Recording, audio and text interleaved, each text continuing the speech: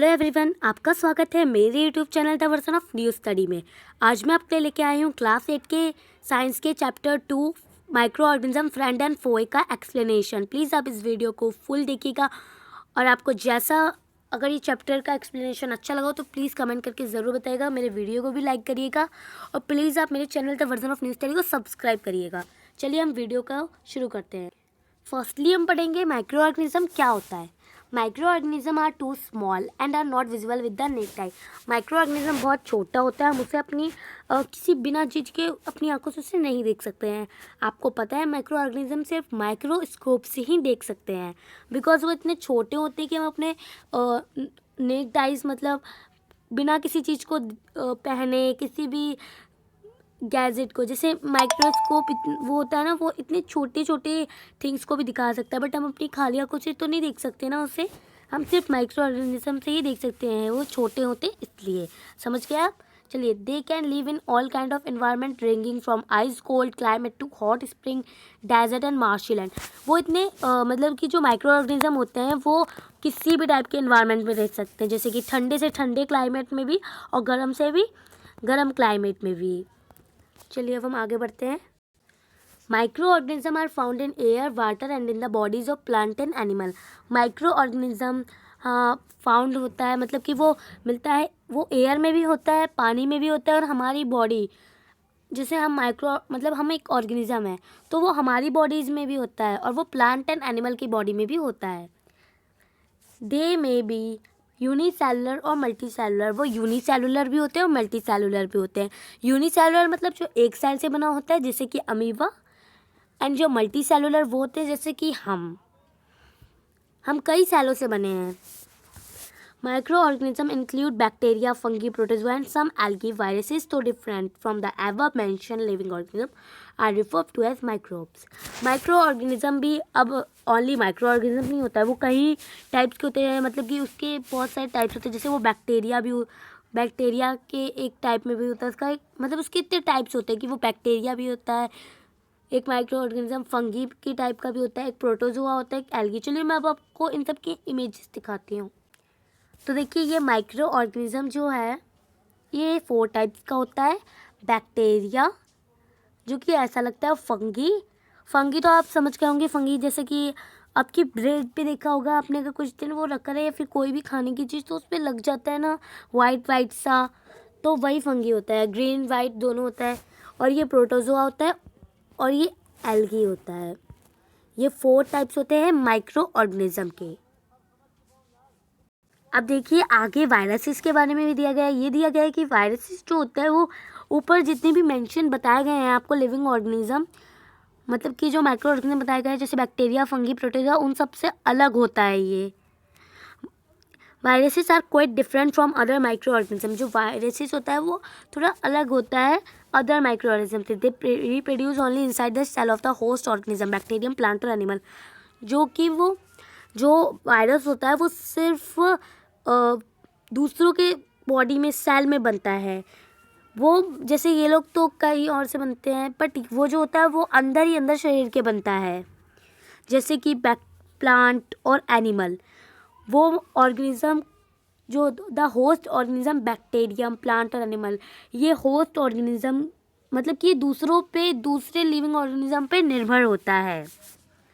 चलिए अब हम नेक्स्ट देखते हैं। अब हमें बताया गया है फ्रेंडली माइक्रो ऑर्गेनिज्म की। फ्रेंडली माइक्रो ऑर्गेनिज्म क्या होता है?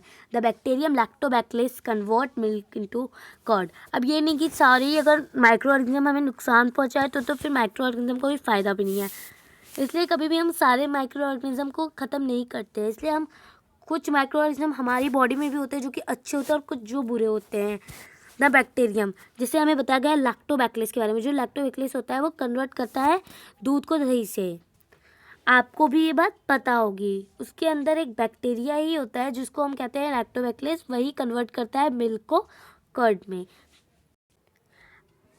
Bacteria are also involve in the making of cheese, pickle and many other food item. अब ये भी आप जान लीजिए कि जो बैक्टीरिया है वो कई चीज़ों में भी बनने में इस्तेमाल होता है, जैसे कि चीज़, समझ गए होंगे आप, पिकल्स, अचार और बहुत सारे फूड आइटम्स को बनाने में हेल्प करता है, इन्वॉल्व भी होता है। अब हम पढ़ेंगे acetobacter acetobacteria is use for the production of acetic acid from alcohol. जो एसिटोबैक्टर होता है और एसिटिबैक्टीरिया वो यूज होता है इस्तेमाल होता है प्रोडक्शन ऑफ एसिटिक एसिड में। अल्कोहल में वो यूज़ होता है अल्कोहल से, मतलब कि ये जो एक बैक्टीरिया, एक और यहाँ पे एग्जाम के तौर पे दे रखा है एसिटोबैक्टर एसिटिबैक्टीरिया, ये भी यूज्ड होता है production of acetic acid alcohol से। चलिए अब हम नेक्स्ट देखते हैं। Yeast is use for commercial production of alcohol and wine why growing them on natural sugar present in grain like barley, wheat, rice and crushed fruit juices etcetera. Yeast जो होता है वो यूज्ड होता है commercial production of alcohol में। Yeast हम commercial production of alcohol में alcohol बनाने में भी यूज़ करते हैं, और वाइन भी जो होती है वो ग्रोथ होती है नेचुरल शुगर जो उनके प्रेजेंट होती है, जैसे इन ग्रेन्स लाइक बर्ली, व्हीट मतलब गेहूँ, राइस, चावल and crushed fruit juices etcetera. मतलब ये बताया गया कि जो ईस्ट होता है वो यूज़ होता है कॉमर्शियल प्रोडक्शन ऑफ अल्कोहल के लिए, एंड वाइन जो होती है वो ग्रोइंग होती है नेचुरल शुगर से जो उसमें प्रेजेंट होती है ग्रेन में, और बर्ली और wheat, rice and crushed fruit juices etcetera. इतना आपको समझ में आ गया। चलिए हम नेक्स्ट देखते हैं। Antibiotics are manufactured by growing specific microorganism and are used to cure a variety of diseases. Antibiotic होता है वो मैन्युफैक्चर बनता है ग्रोइंग कुछ ऐसे माइक्रो ऑर्गेनिज्म को ग्रो करने के लिए जो यूज्ड होते हैं कई टाइप की बीमारियों में। इसका मतलब ये हुआ कि जो एंटीबायोटिक्स होते हैं, एंटीबायोटिक जो होते हैं वो अच्छे जीवाणुओं को बनाने में उन्हें ग्रो करने में हेल्प करती है, क्योंकि वो कई बीमारियों का इलाज करते हैं कुछ माइक्रो ऑर्गेनिज्म। चलिए हम आगे पढ़ते हैं। Some microorganisms reside in the root nodules of leguminous plant. They can fix atmospheric nitrogen from the air into the soil and increase soil fertility. कुछ माइक्रो ऑर्गेनिज्म होते हैं रूट के नूडल्स में जो लेग्यूमिनेसिस प्लांट में होते हैं। दे कैन वो जो होते हैं जो फिक्स करते हैं एटमॉस्फेरिक नाइट्रोजन को फ्रॉम द एयर से एंड इनटू द सॉइल मिट्टी के अंदर, जिससे सॉइल फर्टिलिटी बढ़े। अब मैं आपको इसका मीन सबसे अच्छे से समझाती हूँ।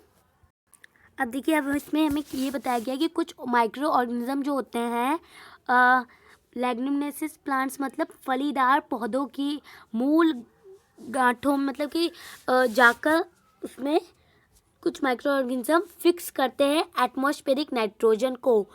मिट्टी में रह के वो जो वायुमंडल मतलब एयर में जो एटमॉस्फेरिक नाइट्रोजन होती है उसे सही करते हैं, और सॉइल फर्टिलिटी मतलब जो मिट्टी होती है उसकी जो उपजता मतलब कि उस मिट्टी को और उपजाऊ बनाते हैं। सॉइल फर्टिलिटी मतलब कुछ माइक्रो ऑर्गेनिज्म, मैंने आपको समझाया ना अभी कि दोबारा समझाती हूँ। चलिए, कुछ माइक्रो ऑर्गेनिज्म फलीदार पौधों में जाकर उनकी रूट में जाकर वो नीचे मिट्टी से फिक्स करते हैं एटमॉस्फेरिक नाइट्रोजन को एयर में, जिससे सॉइल फर्टिलिटी मतलब कि मिट्टी की उपजता मतलब उसकी जो उपजता होती है, अगर उसकी उर्वरता या फिर उपजता बढ़ेगी तो और पौधे निकलेंगे। उसकी खाद जो होती है अच्छे से मतलब उस मिट्टी को ऐसा उपजाऊ बना देगी कि उस पर बहुत सारे अच्छे अच्छे पौधे उग पाएँ। अब देखिए अभी हमें आगे क्या दिया है। Some micro organism decompose organic waste like dead plant and animal into simple substances and clean up the environment. कुछ माइक्रो ऑर्गेनिज्म डिकम्पोज करते हैं जो ऑर्गेनिक वेस्ट होता है जैसे कि डेड प्लांट्स, एनिमल, उन्हें सिंपल सब्सटेंस में करता है और इन्वायरमेंट को साफ़ करता है। क्योंकि देखिए अगर ये सब अगर आसपास रहेगा तो मतलब पूरी धरती कितनी गंदी, पूरी अर्थ कितनी गंदी हो जाएगी, और इससे हमें कितना हार्मफुल होगा। ऐसे अगर ये डेड प्लांट डिकम्पोज नहीं होंगे तो ये ऐसे ही रहेंगे, फिर स्मेल आएगी और कितने सारे बैक्टीरियाज होंगे एयर में जाकर। इसलिए जो कुछ माइक्रो ऑर्गेनिज्म होते हैं वो डिकम्पोज करते हैं इन ऑर्गेनिक वेस्ट को, जैसे कि डेड प्लांट, एनिमल। और एक और अच्छा एग्जांपल देती हूँ आपको एक एक्टिविटी बताती हूँ। आप क्या करिए, सबसे पहले आप किसी फ्रूट को छील लीजिए और उसका छिक्कल आप अपनी मिट्टी में रख देंगे तो देखिए वो गायब तो हो ही जाएगा, क्योंकि वो कुछ ऐसे माइक्रो ऑर्गेनिज्म होते हैं जो उन्हें डिकम्पोज कर लेते हैं ऑर्गेनिक वेस्ट से तौर पे, और फिर उन्हें सिंपल सब्सटेंस में कन्वर्ट कर देते हैं और एनवायरनमेंट को साफ कर देते हैं। चलिए अब हम आगे पढ़ते हैं। अब देखिए आगे हमें क्या दे रखा है, पाइथागोन के बारे में, पैथोजेंस के बारे में बताया गया। Diseases causing micro organism are called pathogens. मतलब जो डिशेस हमें माइक्रो ऑर्गेनिज्म के कारण होती है वो पैथोजेंस होती है। And common element like cold, influenza, flu means and most cough are caused by viruses. Serious diseases like polio and chickenpox are also caused by viruses. कुछ कॉमन बीमारियां जैसे कि हम ले लेते हैं कोल्ड, जब हम कहते हैं हमारे सर में दर्द हो रहा है या फिर हमें बुखार है या फिर थोड़ा सा ज़ुकाम है, कोल्ड है हल्का सा, और जैसे कफ हो गया, ये भी वायरसेस की वजह से होती है। जैसे कि serious dishes like polio, chicken pox वगैरह भी वायरस की ही वजह से होती है, और ऐसी डिशेस जो माइक्रो ऑर्गेनिज्म की वजह से होती है उसे हम पैथोजेन कहते हैं। चलिए अब हम आगे पढ़ते हैं। Typhoid and tuberculosis are causes due to bacteria. अब हम पढ़ेंगे टाइफाइड। अब मतलब कि दिया गया है कि जो टाइफाइड एंड टीबी होती है वो बैक्टीरिया से होती है। And some common diseases their modes of transmission and preventive measure are given below. अब कुछ डिशेस दी गई हैं हमें कॉमन, जिनके मूड जो होते हैं ट्रांसमिशन एंड प्रिवेंटिव होते हैं, वो हमें नीचे दी गई हैं। Some common human diseases. चलिए इस ग्राफ को देख, अगर आप इस ग्राफ को नोट करना चाहते हैं तो आप कर सकते हैं। देखिए दोस्तों, अब हमें इस ग्राफ में दिया गया है ह्यूमन डिशेस एंड किस माइक्रो ऑर्गेनिज्म की वजह से होती है वो भी दे रखा है, एंड मोड ऑफ ट्रांसमिशन भी दे रखा है कि मतलब कि किससे होती, कि एयर से, वाटर, किसके कांटेक्ट पे आने से होती है, ये दे रखा है। ये होता है mode of transmission. And preventive major, उसे सही करने का कोई उसका इलाज। अब जैसे हमें दे रखा है ट्यूबरक्लोसिस, मतलब कि ट्यूबरक्लोसिस किससे होता है, वो होता है बैक्टीरिया से, और किससे होता है, एयर से होता है कम। और इसका हमें इलाज भी दे रखा है कि हमें आइसोलेशन में होना चाहिए जो पेशेंट होते हैं जिन्हें ये बीमारी होती है, और उन्हें मतलब सबसे अलग रहना चाहिए, एंड उन्हें वैक्सीनेशन देनी चाहिए डेली उसकी एज के हिसाब से और समय के हिसाब से। ऐसे ही हमें बहुत सारी बीमारियों का नाम बता रखा है कि measles, chicken pox, polio, cholera, typhoid, hepatitis B, malaria. आप इस ग्राफ को और अच्छे से पढ़ लीजिएगा। अब दे रखा है food and mouth dishes of cattle is caused by virus, anthrax is a bacterial dishes is very fatal for human and cattle. जो फुट एंड माउथ की डिशेज होती है जैसे कैटल उस काउज बाय वो वायरस की वजह से होती है, और एंथ्रेक्स है जो एक बैक्टीरियल डिशेज होती है वो बहुत ही फैटल होती है ह्यूमंस के लिए and cattle. Some common diseases cause by plant by micro organism are given. अब देखिए यहाँ पे मैं कुछ एक ग्राफ दे रखा है जो कॉमन प्लांट डिशेज के बारे में बताएगा। यहाँ पे प्लांट डिशेज की और माइक्रो ऑर्गेनिज्म, किस माइक्रो ऑर्गेनिज्म से होती है, and mode of transmission. Plant diseases citrus, canker, bacteria की वजह से होती है, और एयर। रस्ट ऑफ व्हीट, अब वो भी तो माइक्रो ऑर्गेनिज्म है, उन्हें भी तो मतलब होते होगी। जैसे हम लोग देखते हैं कि हमारा प्लांट अगर झड़ने लगता है तो उससे कोई बीमारी ही होती होगी ना। तो देखिए यहाँ दे रखा है सिट्रस सैंकर एक बीमारी है प्लांट डिशेज जो बैक्टीरिया से होती है, और एयर होता है मोड ऑफ ट्रांसमिशन इसका। रस्ट ऑफ व्हीट फंगी की वजह से होती है, और इंसेक्ट एंड सीड। एक येलो विन मॉसिक ऑफ भिंडी, उसे ओकरा कहते हैं वैसे, वो वायरस की वजह से होती है और इंसेक्ट की वजह से। सो अब हम पढ़ने वाले हैं फूड पॉइजनिंग के बारे में। Micro organism that grow on our food sometime produce toxic substance, this make the food poisons and result in serious illness and even death. अब हम फूड पॉइजनिंग के बारे में पढ़ेंगे। माइक्रो ऑर्गेनिज्म जो होते हैं हमारे खाने पे जो ग्रो करते हैं, कभी कभार वो टॉक्सिक सब्सटेंस भी प्रोड्यूस करते हैं समटाइम्स, और फिर वो जो खाने को पॉइजन जहरीला बना देता है, और फिर रिज़ल्ट ये होता है कि उससे सीरियस बीमारी हो सकती है या फिर वो उसकी डेथ भी हो सकती है जो उसे खाएगा। अब हम पढ़ेंगे फूड प्रिजर्वेशन के बारे में। Salt, sugar, edible oil and vinegar are the common chemicals generally used to check the growth of microorganisms. Therefore, they are called preservatives. Salt, sugar वो एक और एडिबल ऑयल्स एंड विनेगर मतलब कि सिरका वो कॉमन केमिकल होते हैं जो यूज़ करे जाते हैं ये चेक करने के लिए कि ग्रोथ ऑफ माइक्रो ऑर्गेनिज्म की ग्रोथ चेक करने के लिए। ये सब क्या कहलाते हैं? Preservatives. Health and cold treatment also inhibit the growth of माइक्रोज। Health and cold treatment भी आल्सो इनहिबिट होता है ग्रोथ ऑफ माइक्रोब्स में। चलिए आगे दोस्तों, आप चाहे तो इन एक एक पेस्टराइजेशन ऑफ मिल्क, एंटीबायोटिक्स, जो भी मैंने अभी तक आपको बताया, आप उन सबको अपनी नोटबुक में भी नोट कर सकते हैं क्योंकि ये बहुत मेन पॉइंट्स हैं। ओके, द मिल्क, अब हम पढ़ेंगे पेस्टराइजेशन ऑफ मिल्क क्या होता है। The milk is heated to 70 Celsius for 50 second and then suddenly chilled and stored. Such milk is referred to as pasteurise milk. जो मिल्क हीटेड कर दिया जाए 70 सेल्सियस तक और 15 सेकेंड से एंड देन सडनली अचानक से उसको ठंडा हो जाए और उसे स्टोर करना, such milk is refer to as pasteurise milk. हम पता है इसे क्यों ऐसे इसे पेस्टराइजेशन ऑफ मिल्क कहते हैं। हम इसे इसलिए गर्म करके रखते हैं दूध को जिससे इसके अंदर माइक्रो ऑर्गेनिज्म ग्रोथ ना करें, क्योंकि अचानक से हमने इसका टेम्परेचर गर्म करा, फिर अचानक से हमने इसे चिल्ड करके स्टोर कर दिया, इसलिए इससे तो कुछ माइक्रो ऑर्गेनिज्म मर जाएंगे ना। अब हम पढ़ेंगे सिम्बायोटिक बैक्टीरियम के बारे में। Rhizobium help in the fixation of nitrogen with the root of the leguminous plant. The action of lightning also help in the fiction of nitrogen. Rhizobium help करता है फिक्शन ऑफ नाइट्रोजन में with the root of the leguminous plant. The action of lighting also help in the fixation of nitrogen. चलिए इसकी meaning समझ। रिजोबियम जो होता है वो हेल्प करता है फिक्शन ऑफ नाइट्रोजन में और विद द रूट के साथ फलीदार पौधे की, और वो एक एक्शन ऑफ, और जो प्रकाश होता है वो भी आल्सो इस नाइट्रोजन फिक्शन ऑफ नाइट्रोजन में हेल्प करता है। ओके, ये होता है symbiotic bacterium. Next is nitrogen cycle. Okay, हम पढ़ेंगे नाइट्रोजन साइकिल के बारे में। Nitrogen from the atmosphere is converted into nitrogen compound by some bacteria like rhizobium and blue-green algae present in the soil and also by lightning. On the other hand, certain other bacteria present in the soil convert nitrogen compound into nitrogen gas that is released to the atmosphere.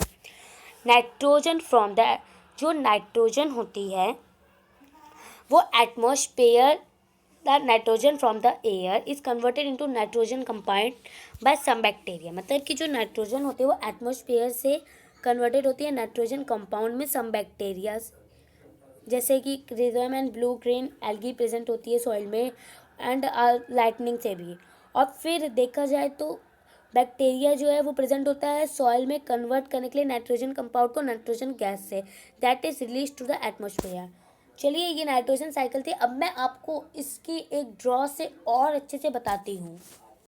तो दोस्तों ये हमारी book का ही diagram है, इससे समझते हैं तो और अच्छे से समझ में आएगा। देखिए ये एक एनिमल है यहाँ पर और ये एक प्लांट है। एनिमल ने खाया प्लांट को, समझ गए आप?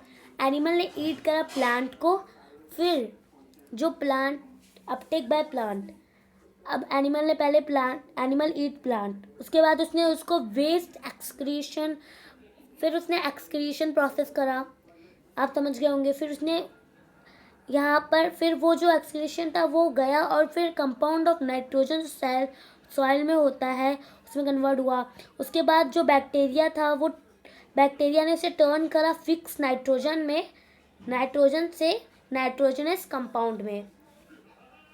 फिर लाइटनिंग ने भी फिक्स करा नाइट्रोजन को। बैक्टीरिया ने टर्न करा तो फिर नाइट्रोजन ने फिक्सिंग करा बैक्टीरिया को ब्लू ग्रीन बैक्टीरिया और ब्लू ग्रीन एल्गी में, फिक्स एटमॉस्फेरिक नाइट्रोजन। उसके बाद वो एटमॉस्फेरिक नाइट्रोजन में के पास गया, फिर एटमॉस्फेरिक नाइट्रोजन ने उसे वापस भेजा बैक्टीरिया ने, फिर दोबारा उसे टर्न करा गैस नाइट्रोजन से। ऐसे ही ये जो साइकिल है ये चलती रहती है लगातार, ऐसे ही ये साइकिल। फिर दोबारा वही होगा, compound of nitrogen in the soil, यहाँ पर वहाँ पर वो जाएगा। उसके बाद बैक्टीरिया उसे दोबारा टर्न करेगा, वो दोबारा ऊपर जाके ग्रीन एल्गी या फिर बैक्टीरिया ब्लू ग्रीन एल्गी में कन्वर्ट हो जाएगा, एटमॉस्फेरिक नाइट्रोजन में या बैक्टीरिया में। उसके बाद दोबारा उसे फिर वो प्लांट जो होगा फिर उसे एनिमल दोबारा खाएगा ऐसे ही ये जो साइकिल है चलती रहेगी। चलिए आगे पढ़ते हैं, इसके बहुत सारे टॉपिक है। अब हम पढ़ने वाले हैं एल्गी के बारे में। A group of plant which is mostly aquatic, they are autotrophs. Example भी दे रखा है, chlorophyll, their body is not divided into roots, stem and leaf. Algae एक टाइप का प्लांट ही होता है, बट मोस्टली एक्वेटिक होता है, मतलब पानी में ही आपको ज़्यादा दिखेगा। दे आर ऑटोट्रॉप्स, और जो ये होता है ऑटोट्रॉप्स होता है, आपने 6th क्लास में इसके बारे में पढ़ रखा होगा। एंड और इसके बाद भी क्लोरोफिल होता है, और जो इसकी बॉडी होती है वो रूट्स में नहीं डिवाइड हो सकती है, जिससे कि बाकी प्लांट्स के आपने रूट्स एंड स्टेम दे रखी होगी, उसकी पत्तियां भी देख रखी होगी। बट एल्गी जो होता है वो एक प्लांट होने के बावजूद भी उसमें रूट्स वगैरह नहीं होती है। हमने एंटीबॉडीज़ के बारे में पढ़ा था, अब एंटीबायोटिक के बारे में पढ़ेंगे। दिस मेडिसिन दैट किल और stop the growth of disease causing micro organism are called by antibiotic. ये एक मेडिसिन होती है, दवाई होती है जो स्टॉप करती है ग्रोथ ऑफ बीमारी जो बढ़ती है उसकी ग्रोथ को स्टॉप करके, जो माइक्रो ऑर्गेनिज्म से डिशेस होती हैं उसकी ग्रोथ को ख़त्म कर रोक कर ये मेडिसिन काम करती है। मतलब उस ग्रोथ ऑफ डिशेज को मार देती है, या फिर उसे किल कर या फिर उसे स्टॉप कर देती है। यही दवाई का काम होता है, और ये होती है एंटीबायोटिक। अब हम पढ़ेंगे बैक्टीरिया के बारे में। Bacteria single cell microorganism. Bacteria एक single cell organism microorganism है। They can be seen only under a microscope. ये सिर्फ माइक्रोस्कोप में ही दिखता है। देयर सेल आर प्रोकार्योटिक, मतलब कि प्राइमेटिव टाइप। समझ गए इनकी सेल जो होते हैं। अब हम पढ़ेंगे कैरियर के बारे में। Carrier the organism which carry the pathogen from a disease person to a healthy person are called carriers. For example female anopheles mosquito, जो ऑर्गेनिज्म कैरी करके पैथोजन के बारे में हमने पढ़ा था। द पैथोजन जो कैरी द पैथोजन को डिसीज पर्सन के पास ले जाता है, पर disease person to a healthy person are called carriers. मतलब कि एक डिसीज पर्सन की बीमारी को हेल्थी पर्सन के पास ले जाता है, जैसे कि फीमेल एनोफ्लेस मस्कीटो एग्जाम्पल। अब हम पढ़ेंगे कम्युनिकेबल डिसीज के बारे में। Micro organism microbial dishes that can be spread from an infected person to a healthy person through the air, water, food or physical contact are called communicable diseases. मतलब कि ये microbial dishes होती है जो कि स्प्रेड होती है infected person से हेल्थी पर्सन से एयर, वाटर, फूड और फिजिकल कॉन्टैक्ट की वजह से। इसे कहते हैं कम्युनिकेबल डिशेज। अब हम पढ़ेंगे फर्मेंटेशन, फंगी, लैक्टोबैसिलस। सबसे पहले हम फर्मेंटेशन के बारे में पढ़ेंगे। The process of conversion of sugar into alcohol by yeast is called fermentation. ये एक प्रोसेस होता है जो जिससे शुगर जो है वो अल्कोहल में ईस्ट की हेल्प से कन्वर्ट होती है। इस प्रोसेस को हम फर्मेंटेशन कहते हैं। Fungi are non green plant, they can not synthesize their own food, they may unicellular और मल्टीसेलुलर। फंगी जो होता है वो एक नॉन ग्रीन प्लांट होता है जो कि they can not synthesize their own food, ये खुद से फूड नहीं बनाता है, और ये यूनिसेलुलर भी होता है और मल्टी सेलुलर भी। चलिए अब हम आगे पढ़ते हैं लैक्टोबैसिलस के बारे में। लैक्टोबैसिलस जो होता है, lactobacillus is a bacteria responsible for the formation of curd from milk. जो ये होता है वो रिस्पॉन्सिबल होता है। ये मतलब कि इसका काम क्या होता है, इसका काम मैंने आपको पहले ही बताया था कि एक ऐसा बैक्टीरिया होता है जो हेल्प करता है कर्ड फ्रॉम मिल्क से वो दही बनाता है। ओके, अब हम पढ़ेंगे माइक्रो ऑर्गेनिज्म। हमने पहले ही पढ़ा है, बट अब मैं आपको इसकी डेफिनेशन दिखा देती हूँ, जिससे आप और अगर आपको याद करना मतलब आपको याद करने की ज़रूरत तो बिल्कुल नहीं पड़ेगी। मैंने आपको इतने अच्छे से एक्सप्लेन कर दिया, बट तब भी आप ये डेफिनेशन और अच्छे से याद कर लीजिए। इसमें मैंने पॉइंट्स और कर रखे हैं। These organisms are too small and are not visible to the naked eye. यह आपने पढ़ रखा है, फिर मैंने आपको पढ़ाया था कि ये बहुत छोटे होते हैं, हम अपनी किसी बिना चीज़ की मदद से मतलब कि अपनी नंगी आँखों से नहीं देख सकते, मतलब बिना किसी चीज़ की यूज़ करें हम इसे नहीं देख सकते। This include a virus, bacteria, fungi, protozoa and some algae.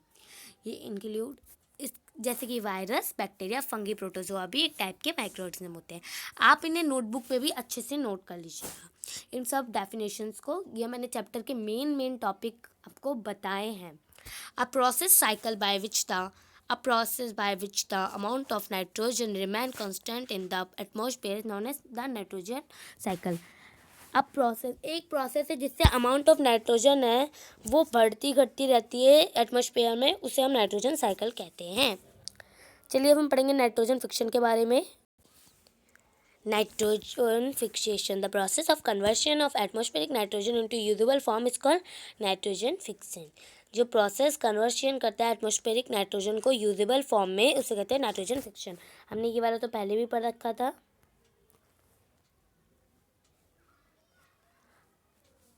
और ये भी पढ़ रखा है। आपको छोटी डेफिनेशन दिखा देते हो। डिशेज जो माइक्रो ऑर्गेनिज्म से होती है उसे कहते हैं पैथोजन।